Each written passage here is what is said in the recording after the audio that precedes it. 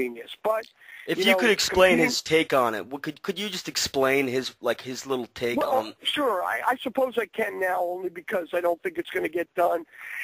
But the idea was that he was doing this, and he had a friend who was kind of vicariously living through him via technology. So he had an original take on a factual story.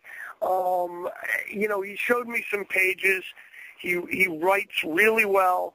A kid, look, my original title for the Maxim story was The Boy Who Wanted to Fly. I mean, this is a kid with, Let me just let me just explain, for people who maybe haven't heard about the Barefoot Bandit.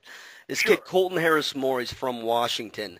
He's this kid, he's been in some slight trouble as before, and he decides, he's loved airplanes his entire life. You were actually in his bedroom, and he had model airplanes everywhere, right? Right. You can see original photos I snapped on my BlackBerry on the website, www.hollywoodinterrupted.com. Go on. I'm sorry. Anyways, this kid uses the Internet a lot, and he's going around. He finally decides, you know what, fuck it. I'm going to look up how to fly an airplane. The kid types it into Google. No official lessons, no technical training of any kind. And he goes out and he steals airplanes. He starts stealing airplanes and crash landing. The guy doesn't even know how to land. He's thousands of feet up in the air. I don't know how many feet, but he's soaring through the fucking air in a giant tube of metal. No idea what he's doing. He eventually crash lands, finds a house, maybe orders a pizza from their house while they're not home with their credit card. At one point, he took someone's credit card and he ordered night vision goggles and bear mace, just because that may sound like two silly items, but if you think about it, this kid's crash landing. He's living in the woods. He needs night vision goggles and fucking bear mace. That's the kind of life this kid has decided to live. And major survivalist, man. And keep in mind, a teenager, a minor. Pretty amazing. Yep. It really is amazing. But anyways, I think he crash landed at the Olympics, and he crash landed at the Bahamas, and he just recently got caught. And I haven't really exactly been keeping up with that. I mean, how's the status with his legal troubles and shit like that?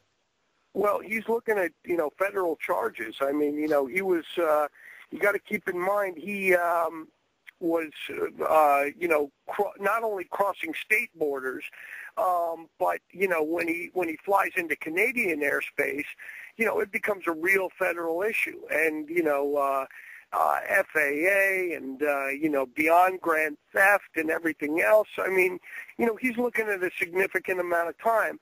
And, one thing we know about this kid is that he, cannot be locked up. I mean, that was the whole thing. When he started this spree, he escaped from a low security youth facility, with the youth authority up in Washington State.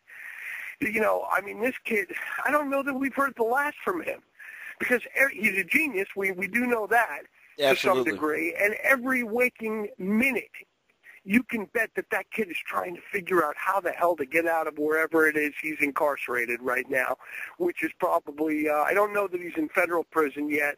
He's probably like in a county facility up there, and I haven't really kept track.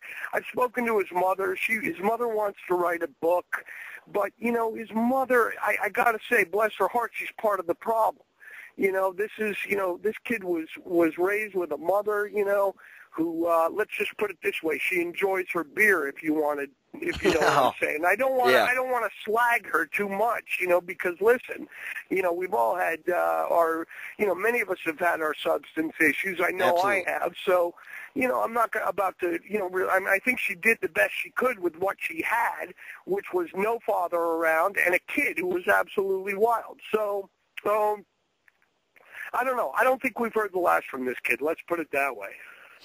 Yeah, I totally agree, man. This kid's story is going to continue for many years, I think. I mean, he reminds me a lot of Frank Abagnale, the guy from Catch Me If You Can. And he yeah, in many ways, except, Abagnale, let's see, what happened with him? He found God, and he made $1 restitution. That's a good guy. I mean, listen, I don't know. I can take or leave, the Christianity part of his story. But you know what? The guy actually, did something good with his life, you know. And Colton, it's the same thing. Imagine if they had dropped that kid into Afghanistan, you know. I mean, if that, you know, or something like that. A kid's ingenious. You probably could have I found mean, Bin Laden if the guy's still alive in like 2 weeks. Exactly, and that's, you know, that's the kind of thing that, you know, I hope that people look at, you know, that flip side and realize if this kid had been given a fighting chance, he could have done great things. Instead, you know, you've got a prevailing attitude that says he's a punk and he was just, you know, terrorizing people and robbing them and blah, blah, blah. And yes, he was, but at the same time, if you look into his life and how he was brought up, you can understand why he did what he did. You know, that's for sure. I don't think he's a bad kid. I just think that he wanted a way out and was willing to go to any length to try and get there. And he sure did. And a testament to that fact is when they finally caught him, you know, they cut the wire to his boat.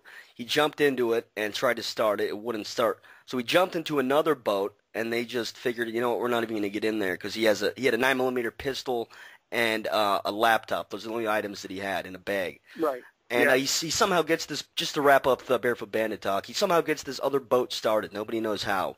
And he ended up grounding it, or they shot the engine or something like that. But he takes the 9mm out, and he points it to his head, and he says, listen, I'm not going back to jail. You know, you're gonna have to let me go, or I'm just gonna kill myself. But he eventually surrendered, threw his gun and his computer into the ocean, and they took him away. But I mean, it's an amazing story, and your covering on it is just beautiful. It's all very impressive writing. I do want to ask. I had a good run, man. You know, I feel like I've been around the world twice with Maxim magazine in the last couple of years. You know, and you know, they did me right. I don't know where the work is today. I haven't heard from them in a while, but you know, there's nothing I can say that bad about Maxim magazine, especially for crime writing. A little trick about writing for Maxim is that the reason why that outlet works particularly well for me is because when I'm dealing with fugitives and I'm dealing with criminals, I get instant it's like carte blanche into them sitting down and opening up to me, because if they know they're going to do time behind their crimes, they want their story told in Maxim. You know why?